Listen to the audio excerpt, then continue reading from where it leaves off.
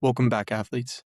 Imagine standing in the starting line of the single hardest race in collegiate sports, the 400-meter hurdles.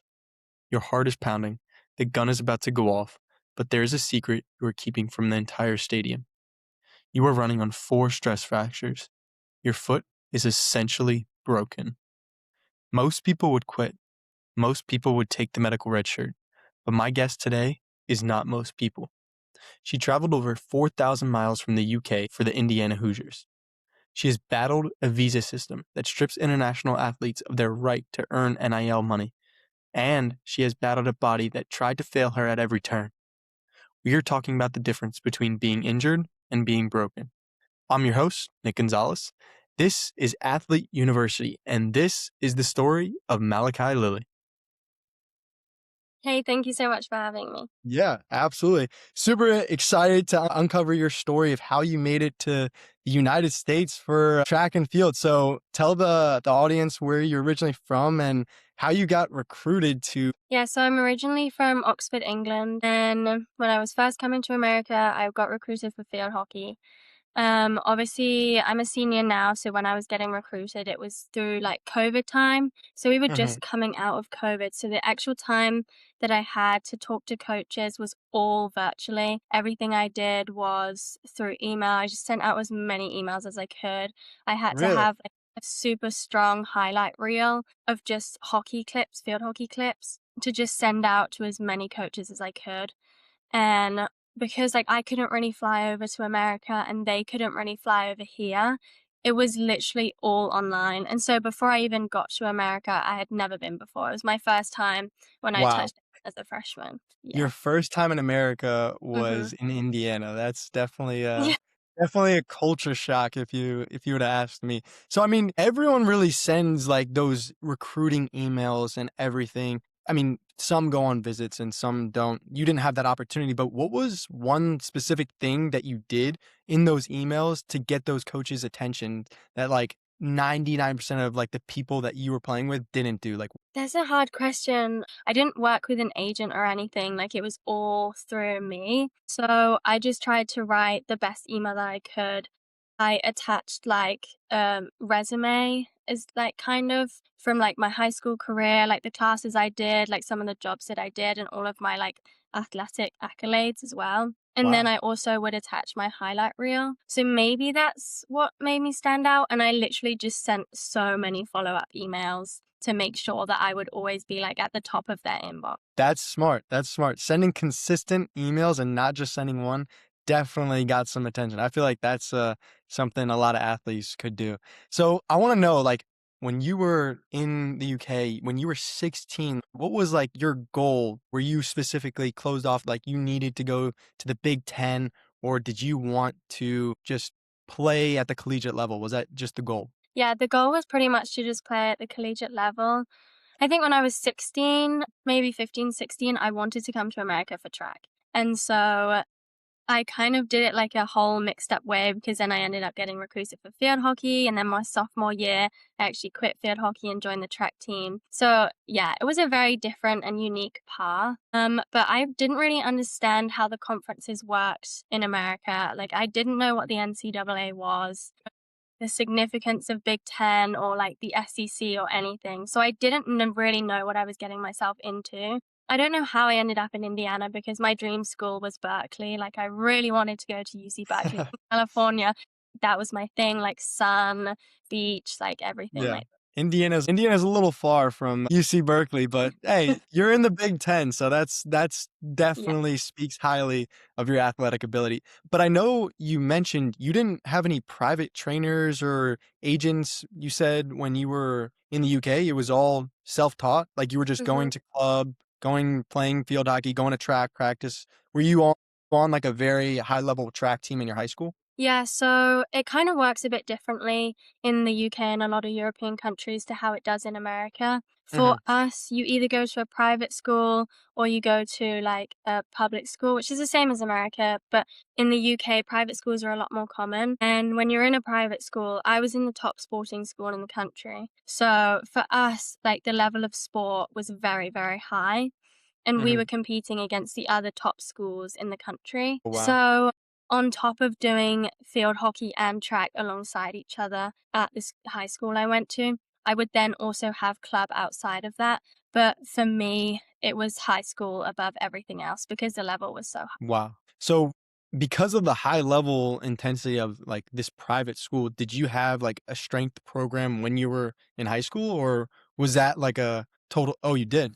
Could you tell Yes, us a we little did. bit about the strength program in high school compared to the one in college? Like, is there a huge difference? Okay, so when I didn't really take strength very seriously when I was in high school. I didn't Oh really yeah, see no one. it. Yeah, no one does. But I didn't see it as something where I needed to get super strong so that I could then improve as much as I Mhm. could. For me, it was literally like I would just run and I would do the track sessions that they would give me. And then I would also do field hockey. And then on top of that, when we did go into the gym, like we did have set sessions, but it wasn't anything like, okay, like we're going to push the weight this week. We're going to do this. Like we still did major lifting things. Like we did hang cleans and everything. Like I learned how to hang clean in high school, which I know a lot of people didn't do. And coming in as a freshman, not many people knew how to hang clean. So that was very different. But it wasn't like, okay, we're going to work to get as strong as we can in the weight room. Yeah, absolutely. I mean, you definitely don't want to do that to any high schooler because you could have their ego come out a little bit and Hmm. have that ego lifting go terribly as a Yeah. high school coach, and then you're ruining that kid's opportunity to play at the collegiate level. Yeah. So when you first got to college to play field hockey, like every freshman has a welcome to college sports moment where they realize they're on a totally different level and the game is playing faster. And sometimes it's embarrassing, sometimes it's like a cool story. But what was that moment like for Kai? I think that my moment was very much to do with my coaches, not necessarily the level that we were playing at. When I first got to college, it was kind of all like a fever dream. I felt like I was in an American movie. Like Really? Indiana is a huge school. Like it is like super American. You have like frat row, you have sorority row. And for me, like everything that I was living in was just like an American movie. So everything was just so surreal when I first got to campus. For my first like few months, like for preseason, which was through August and like September, I was doing really, really well. Like we played amazingly. We had like a very good start. We had a very strong team as well. And we went to California for like a preseason trip and we played UC Berkeley and we played UC Davis. No And way. we ended up You winning. And played I your was like, dream school. yeah, literally, I played my dream school and we won and I got an assist. So I was like on top of the world. Like I was No way. super happy. It was amazing. And then after that week, when we got back, it kind of all came crashing down. And I think I had one bad game or something, and I was literally just benched. And I was treated so differently for the whole rest of the season. So for From me, one. that was, yeah, I was like, okay, wow. Like, I know coaches can be really tricky sometimes. I've worked with tricky coaches in the past. But it was a major shock for me. Absolutely. Absolutely. So, what did you tell yourself, like internally, to make sure that you could bounce back from that? Or is this the point in the story where you pivoted to your love for track and field? I think throughout the whole of my freshman year, when field hockey wasn't going so well, it was always in the back of my mind that I was like, I really miss track. It was the first time in my life that I had never Wow. done track alongside field hockey. Hmm. And so I really had that, like, I don't know, like heartthrob for it. Like I was sad, I was missing it. And then obviously field hockey wasn't going so well. So that obviously increased it. Absolutely. But I definitely, like, internally was just thinking, like, I'm a freshman. Things don't necessarily come easily for freshmen. Like, it's a huge adjustment curve. And so I just worked as hard as I could. And I still got game time, but it was very, very limited. Right. I think I struggled with it a bit because when I was in high school, obviously, like, I played every minute of every single game. And I went from the start of my freshman year playing, like, every single position on the field, so many minutes, like assisting, scoring, and then I went to like being benched and That's hard. That's hard yeah. adjustment if you're playing in the Big Ten now. You were probably one of the standout athletes on your team. So Mhm. going from that is very difficult. And a lot of athletes I've seen. So if you could go back and tell yourself freshman year, what advice would you give to your freshman self who had that bad game and got benched? I think that I would kind of tell myself that it's really not as important as you think it is in the moment. I think a lot of the times you think it's like the worst thing in the world if you get benched for literally just one game. But I do pride myself in being very strong, like mentally. I've already been through so many like obstacles and hurdles in the past. And so when this happened to me freshman year, it wasn't necessarily like, okay, this is the worst thing that has ever happened to me. Uh-huh. I knew that I just needed to keep picking myself up and working as hard as I can, because when it gets to a certain point, you can work as hard as you can, and then you're going to keep getting better and better and better. And then your coach can't really say anything. Like, if you have Yeah. put in 100% of the work, which at that time, like, I wasn't necessarily doing, sometimes I became a bad teammate, or like I was like looked in on myself and I wasn't like focused on what the team was doing. I would definitely tell myself, okay, you need to be a better teammate and just focus on what the team is, because for field hockey, it's a team sport. Track is Mm. completely different. It's individual, so it doesn't matter when you're like down or you're hard on yourself, but field hockey is completely different. How do you be a better teammate? I think that you just can't let the things that are happening to you affect everyone around you. A lot of the time, when you do get benched or you're not getting the minutes that you want, it can really affect people. Like, it really affected me too, because you come in, you think you're really good and you've proved yourself to be good, and then all of a sudden it gets taken away from you. You can really think, okay, well, now I'm not good enough, or now I don't want to be here, or now I don't want to put in 100% of my effort, because what, the coach isn't going to see it, so why does it matter? But in that moment, you need to just pick up everyone around you, because that's the only way you're going to win games. Wow. That's some good advice. So I wanna get into something that you talked about. You talked a little bit about like the ups and downs of your career and some things that you have battled. Were those injury specific, or am I way off? No, they were all just mental. I think throughout like my whole athletic career, all of the obstacles that I've faced, well, up until like last year and the year before, they've Uh, all been mental throughout my whole athletic career. It wasn't until I joined the track team my sophomore year where I did face like actual injuries, which I've never really faced before. So what would you tell yourself to get through those mental hurdles? Like what would you do? Because a lot of athletes don't ever speak up or ever utilize the resources that they have. So what did you do? If you I mean, don't mind. yeah, no, of course. I've always struggled with not believing in myself. I know, like, Wow. literally every athlete struggles with that at some point. Yeah. And it's like always been inside me where I haven't believed in myself. I've failed so many times that I can remember, where at some point you're just like, damn, like, am I not good enough? Or am I Wow. just like awful at what I'm doing? And also, like, when you fail so many times in front of so many people, it can get embarrassing. And then you can be like, damn, like, it really gets to your ego and your pride. Something that I've really like tried to do recently is work on like my positivity, because I've always been very, very negative. Like, I am an intrinsically like negative person. And so I have to try and flip like everything that I think into a positive mindset. And then that also turns into me believing in myself as well. Because at the end of the day, if you don't believe in yourself, you're not going to do as well as you think, and you're not going to reach the potential that you have. Absolutely. Absolutely. For every athlete, Mhm. self-talk is the number one, aside from sleep, it's Yeah. the number one tool that gets you through the game. I mean, if your head is not right and you don't believe that you're gonna make that play, obviously you're gonna fail. You're gonna focus on the obstacles, and like you said perfectly, you're not gonna be the best you can, and you're gonna have that negative talk. Yeah. So I want to pivot into nutrition. I mean, that is definitely, aside from like getting the right recovery. I mean, Division 1 nutrition isn't just eating healthy, it's like actually fueling for performance. And I think a lot of athletes really have that misinterpreted. I certainly did my freshman year, but I want you to walk us through a track meet day. What are you eating before, after, and really just to get ready for that race? Okay, so say I race at like 7 p.m., which I did on Friday. I wake This up past around, Friday. yeah, this like just this Friday. Shit, no way. Yeah. How'd Wait. you do? Um, I got a PR by like one There we second. go. It was still bad. It was still a slow time, but What I was was it? happy with a PR. What was it? I ran 1:39. in the 600. Oh, in the 600. I was like, Yeah, wait, yeah, in no the way. 600.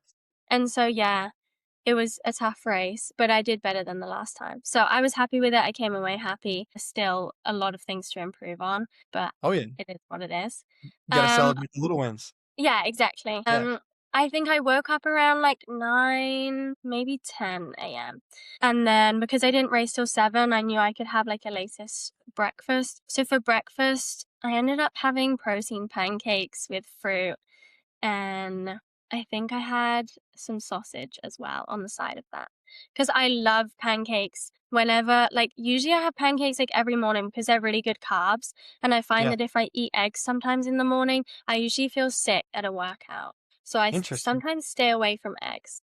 So you got to know your body like before the race. You got to practice these meals. You got to prep in order for like race day when it's actually time to perform. Yeah, because I found that if I have eggs like before training sessions sometimes, if it's not like more than 2 hours before, then I always feel sick when I'm Oh. running. Hmm. So that's something that I've learned about my body is eggs are like a no-go. So I just avoid them on race days or like usually training days unless like I'm having them like super early on. So then for lunch I had rice and chicken and like I had mushrooms in there, had tomatoes in there. So it was like carbs and chicken, like the most basic thing you can have. And I made like a lot of lunch so that I had that around 2 p.m. so that I could then have more at 4 p.m. because I knew that I needed to warm up around 5:30 and I knew Hmm. that before then I wouldn't really be able to eat again until I raced at 7. And like that's like 2 to 3 hours, like that's still a long time, but Uh-huh. I had basically 2 lunches in that time. And then I think 30 minutes before I raced, I had a banana. Wow. So you're definitely fueling a lot before this race, and it's at 7 p.m.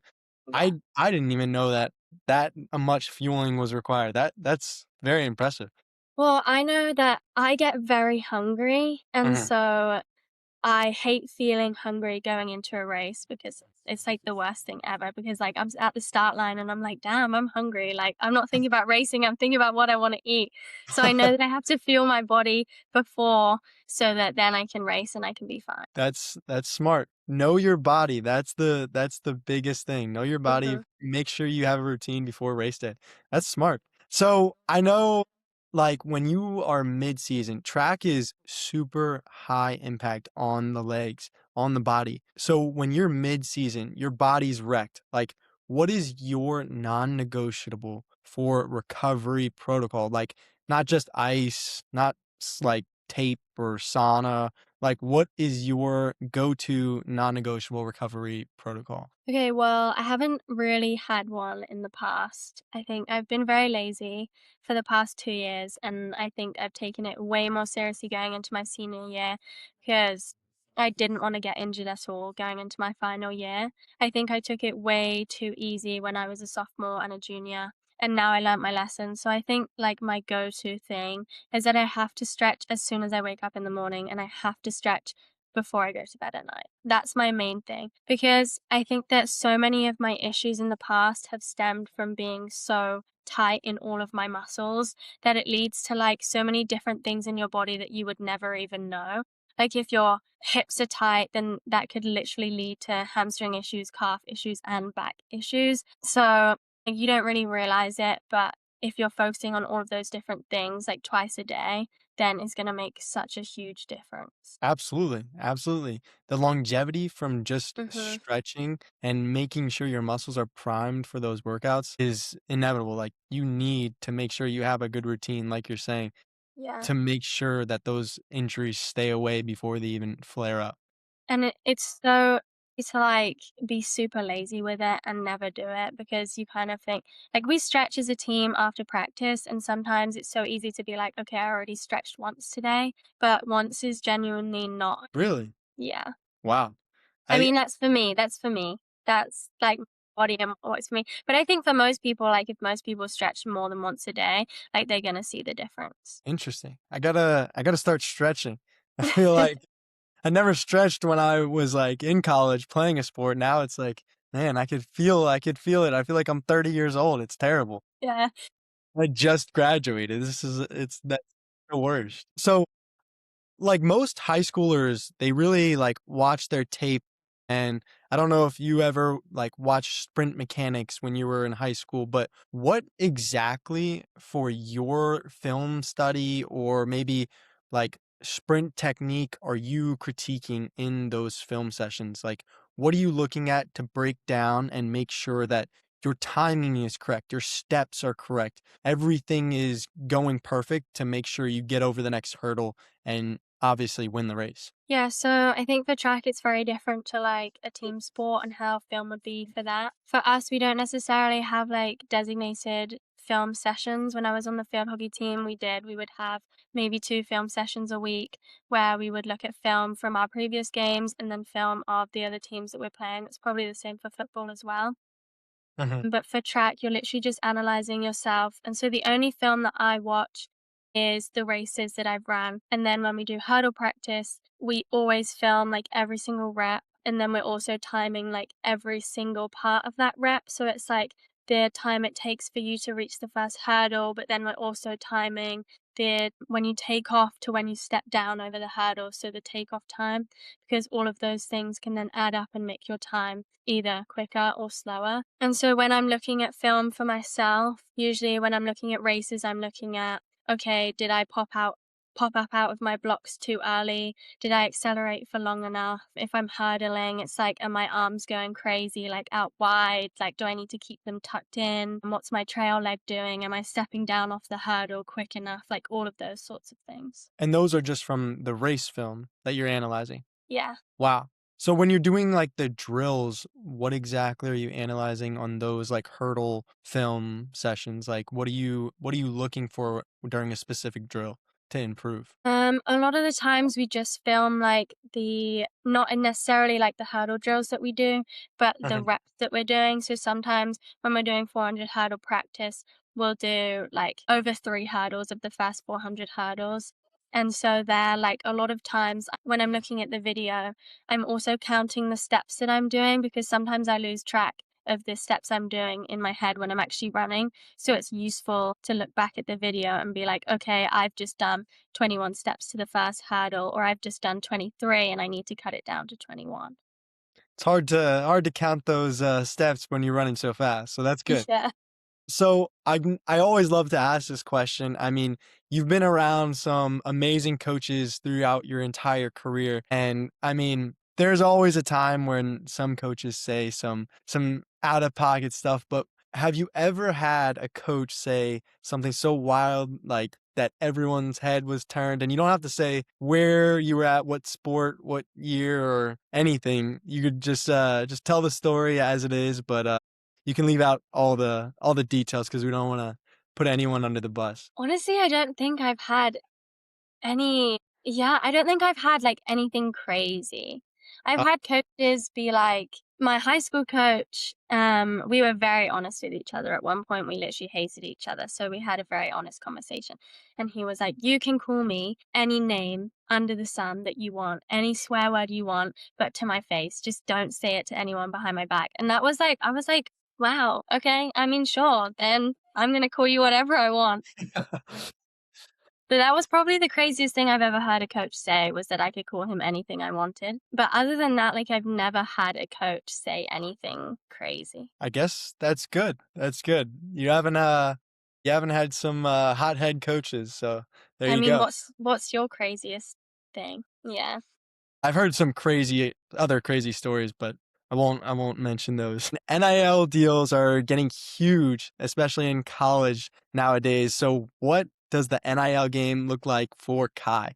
Like, are you I mean, you're in the Big Ten, so are you taking advantage of the NIL opportunities? For international students, it's really tough because we're on a student visa, we Mhm. technically are not allowed to work in America. So we're not allowed to earn money unless it's through Indiana itself. So I work through Indiana University Athletics, like I have a job with them, and that's the only money that I can earn in America. So for NIL deals, if I want to complete an NIL deal and earn money through like a sponsorship or a brand or anything like that, I have to do it whilst I'm at home. I have to have posted it at home. I have to have earned the money whilst I'm at home. And if I do it in America, I can risk losing my eligibility. No way. And is Yeah. that NCAA rules, or is that Yeah. the that's terrible. Yeah. I've Just never so heard of many international students lose out on so much money just because it's so difficult to do, and I, like, rarely go home, so it's kind of pointless for me to have any NIL deals. wow. That is terrible. You could just send a video to your family, and then they could post it while they're there in the UK, and That's then they'll true. That's true. That's a No, I'm good way just to kidding. put it. I don't know. I don't take my word for that. That's probably they'll probably find a way to lose an eligibility or I something mean, like the NCAA has so many weird rules. Mhm. And I feel like for international students and NIL becoming such a big thing, I think they really need to look at it and rethink like the whole system because Absolutely. I think it's super unfair that if you're not an American citizen, you can't earn the type of money that you're earning. Like even the top basketball players or the top football players that still go to an American university that are from Canada or something, like they still do not earn as much money as Americans do. That makes 0 sense. Like, I have no idea why that's even a thing. Like, you're a collegiate athlete. You Yeah. should be making the same exact Wait, so do you make, like, the same amount in your stipend? So you only get a stipend if you're on a full ride. Otherwise, you don't get any Okay. money. Were you So on a full ride for field no, I was hockey? never on a full ride for field hockey or for track.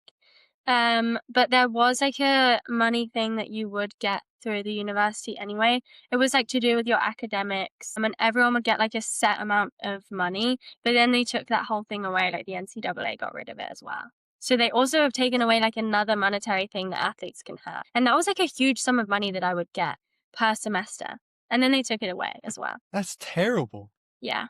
That makes no sense. I Yeah. mean, me personally, I would love to go to, like, university in Europe. I didn't do that, but obviously, like, it's so much they treat their, like, universities so much better, I feel like, in Europe than in the States, but obviously sports aren't as big that I know of. Yeah, sports aren't as big. I think in America, like it's all about money, it's all about revenue. Also, like I'm a non-revenue sport, so I'm not bringing in revenue for the university. So they also don't give a fuck, you know. So it's very different. Makes sense, that makes sense. That's funny. I've never heard someone say that. Okay, so, like, I went on a this is totally off topic, but I went on, like, a backpacking trip. I started in London and went throughout Europe, but I love how, like, in Europe, everyone says and in London, in the UK and in Europe, everyone says exactly what they're, like, thinking, like, they're very honest, and in Yeah, America, it's like, they don't. They'll, like, just talk behind your back, like, it's so funny. I just yeah. found that I've been trying to bite my tongue as much as I can. I don't want to No, swear too much. I feel bad. no, I mean, you could say whatever you want in the podcast. It does not matter. So I wanna know if you could go back in time and have a conversation with your younger self, with all the knowledge that you have now, what would you tell yourself about the journey ahead, and what would you tell yourself to prepare for that journey? I think I would just tell myself to believe in myself because everything happened for a reason in my life. And the reason that I am running track still to this day is probably because I got recruited for field hockey to Indiana University. And who knows like what my life would have been like if this didn't happen. But if I was 16 and I was telling myself, my younger self right now, I would literally just be like, you need to cut all of the bullshit and you need to start believing in yourself because you have the potential, like everyone sees it in you, and you should just take the risk. And it's going to work out either way. Like if you put your mind to something, you can do it. And I think that I've only just realized it now when I should have realized it when I was a lot younger. Wow, that's deep. So, I mean, the last question I wanted to ask you was if there's any track athlete out there, what is your favorite go-to workout as a 400-meter hurdler? Like this workout, you just mentally think like, this is gonna make me better. It could be like 200 repeats or I don't even know. I have been out of the track and field game for a while. I'm trying to think of what we did in preseason because I feel like everything we did in preseason was so beneficial. Not beneficial. Like, what's your favorite? What's your favorite workout? This probably is going to be the most controversial thing, Yeah, but exactly. I think my favorite workout that we did and that I've ever done is probably running hills for like 250 meters, 300 meters, like 10 200 meters?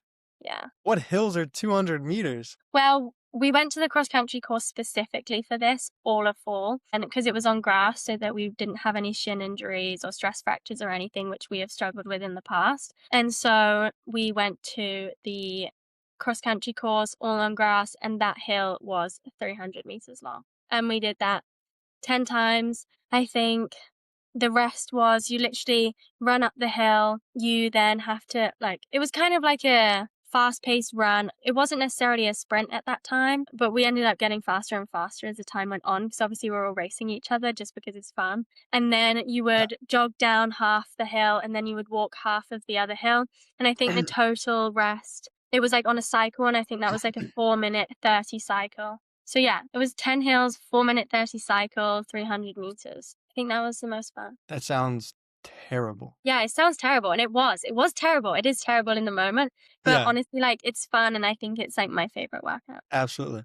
I love how, like, in track, like, you feel like you're dying during it, but Oh, after is, like, the most fulfilling thing ever. You're on top of the world.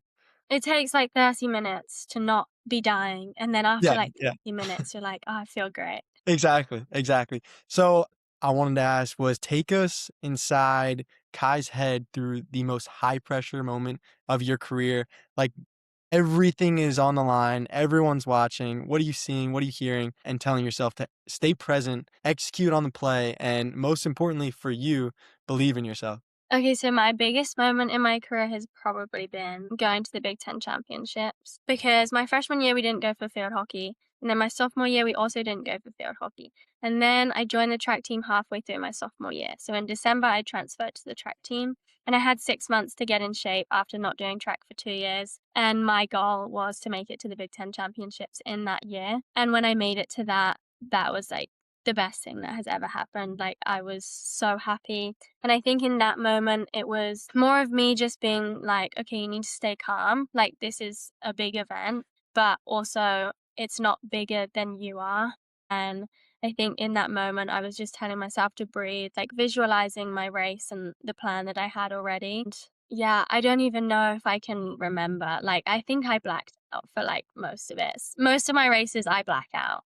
That's good. You're in your flow state. Have you ever watched the F1 series? Yeah, They always talk about, like, flow state, that you gotta be in it, and yeah. I don't even know what they say, but they talk a lot about that. That's, like, what I always, like, envision whenever I was in my prime, like, in the moment, there's nothing going on. You don't hear anything, you don't see anything, it's just you've done all the work. You just need to execute. So that's a good answer. So I know as like track athletes, as a former track athlete, injuries are inevitable. You're probably not going to escape from getting one. So I need to ask, was there any big injuries in your collegiate track career that were just like you didn't know if you were going to make it through the season or make it to the next practice? Yeah, so when I first joined the track team in December of my sophomore year, um, obviously going from field hockey into track after 2 years of rest, it was like a major transition on my body.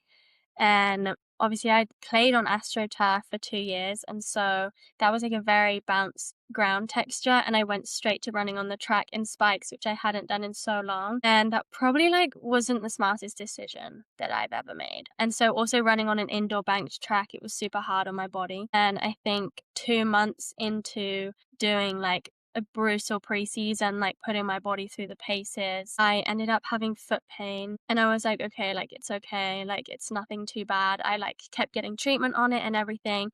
And then as I kept getting further into the season and further into the outdoor season where I was literally just running 400 hurdles, it got worse and worse and worse to the point where I had to be put into a boot, and I was in a boot and literally competing. So for like the whole of my regular day, I was in a boot, and then I would get to the track and I would take it off and I would just run and I would do the session, and then as soon as I was done, I would get back into the boot again to try and take the load off of my foot to like try and minimize the injury. Obviously, for me also, I had something to prove that season. And I needed to prove that I was good enough to be on the team. I needed to prove to the coach, like we had talked about it. And so for me, that was the most crucial part of my career. Like I couldn't afford to be injured or sit out in any of the races because I needed to show that I was good enough. And so I didn't have a choice. I literally was competing on basically a broken foot before Big Ten championships. When I qualified, I had to get an x-ray and an MRI to make sure that my foot wasn't completely broken. And I had 4 stress fractures. So it was 4 different ones in 4 different bones in my foot. No And way. yeah, and they still let me compete because it wasn't like a fully broken bone, so I was very, very thankful for that, but that was probably the most excruciating pain I've ever been in. You were thankful they let you compete. That Yeah, is the grittiest, best mentality I have ever heard out of an athlete. You're just glad the doctor said, "Yeah, you can run on a yeah, broken foot." mhm, That's and then insane. I was in a boot for that whole summer after that. I wasn't allowed to do anything, so I was in a boot for like 3 months after that. And then I turned around and I went into preseason my junior year in the fall. And then 2 months into that, I then got a stress fracture in my shin, and so I was in a boot again. And so then I missed out on another like 3 months. And then I came back around and I competed outdoor again, and this is my full and my only and my last healthy year. You're calling it your last. You're Yeah, saying this is it. this is it. That's funny. I mean, through all those injuries, those are huge, and you obviously had that desire to prove to your coaches that you were right for this team. You were an asset to the team. So, how did you get through those like 3 months or even 4 weeks of not being on the track with your teammates? Like, what internal monologue were you telling yourself to actually believe and make sure that you could get through recovery and actually make it past preseason to the main season where you can compete? Yeah, I think it's tough whenever athletes get injured. It's so hard to fall into the negative mindset. And like, I was just at track practice every day watching everyone else get better. And bone injuries are a lot different to muscle injuries. Like, muscle injuries, you're on the track a lot faster. But when it's Indeed. like to do with a bone, there's like a specific protocol that you have to follow. Like, it has to be a certain amount of weeks of all these different stages getting back on the track. And when Mhm, you're just watching all your teammates get better, putting in the work, and you're like timing them in reps and you're like, damn, all I want to do is be out there right now. mhm. It's hard, and like your whole life is surrounded just by your sport a lot of the time. And so in those moments, I think for me it was kind of taking a step back from the track and finding like the joys that I had outside of that, so I wasn't necessarily focused on like I'm not doing anything. That's good. That's amazing. I mean, you gotta take your mind off your sport if that's what's, consuming it. So, I Mhm. mean, that's definitely smart. I don't know what you found in Indiana to take your mind off a track, but, I There's mean, not I'm glad you found something. There's really nothing, but I think it was more about, like, hanging out with my friends and, like, taking the pressure off of the sport itself. That's good. That's what you gotta do as an injured athlete. You gotta take Yeah. your mind away from the injury so you can focus on getting better for the next week and building stacking those days. Mhm. So, all right, Kai, thank you so much for joining us on Athlete U podcast. It was a pleasure getting to hear your story and the lessons that you really provided for the younger generation to make it to the next level and see that maybe through an injury or not believing in themselves that there's still hope and they can make their dreams come true. So thank you so much for joining us. Well, thank you so much for letting me share my story. Absolutely.